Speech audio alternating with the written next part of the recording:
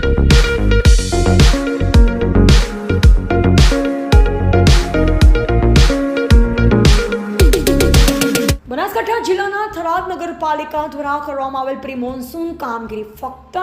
ફક્ત કાગળ ઉપર જ જોવા મળી રહી છે, જેમાં બનાસકાંઠા જિલ્લાના થરાદ શહેરમાં સામાન્ય વરસાદ વરસતા થરાદ નગરપાલિકા દ્વારા કરવામાં આવેલ પ્રી મોન્સૂનની કામગીરીની ખુલ્લી પોલ અને જેમાં આજે જેબી ગુજરાતી ન્યૂઝના માધ્યમથી કહેવાલ પ્રસિદ્ધ કરવામાં આવી રહ્યો છે, ત્યારે પ્રજાઓના પરસેવાની કમાણીમાંથી પાલિકા દ્વારા કેવા થાય છે કામ તેના નમૂના જોવા હોય તો ક્યાંય દૂર જવાની જરૂર નથી. આસપાસ નજર કરો તો અનેકો ઘટના સામે આવી જાય છે. ત્યારે એક વાત કરવામાં આવે તો થરાદની જૂની ગંજ બજાર વિસ્તારમાં જે અંદાજિત 1 વર્ષ પહેલાં જે નગરપાલિકા દ્વારા પ્રજાઓના ઘર આગળ જે બ્લોક ફિટિંગ કરવામાં આવ્યા હતા, તેમાં થોડા દિવસ પહેલાં ધીમી ધારે વરસાદ વરસતા બ્લોક ફિટિંગ કરવામાં આવ્યા, તે બ્લોક ઠરી પડ્યા અને તેમાં મોટા ખાડા પડી જવા પામ્યા. આવા જોખમી ખાડાઓ પડતા રાહદારીઓને ચાલવા માટે મુશ્કેલીનો સામનો કરવો પડી રહ્યો છે,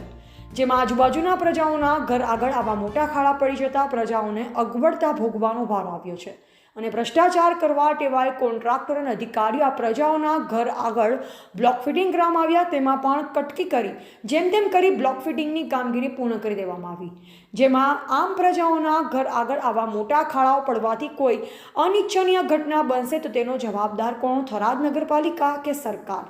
આ બ્લોક ફિટિંગના કામકાજમાં ભ્રષ્ટાચાર થયો હોય તેવું લોકમુખે ચર્ચાઈ રહ્યું છે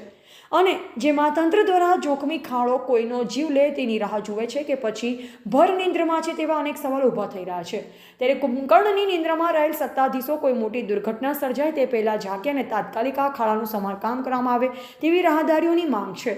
અને જેમાં જેબી ગુજરાતી ન્યૂઝના અહેવાલ બાદ આ ખાડાનું સમારકામ કરવામાં આવશે તો એમાં કોઈ નવાઈ નહીં અને હવે તો આવનાર સમય બતાવશે કે પ્રજાઓના ઘર આગળના ખાડાઓનું સમારકામ કરવામાં આવશે કે નહીં. જેમ છે તેમ જ રહેશે તો હવે જોઈ રહ્યું છે. પત્રકાર વિશાલ પ્રજાપતિ, થરાદ, બનાસકાંઠા.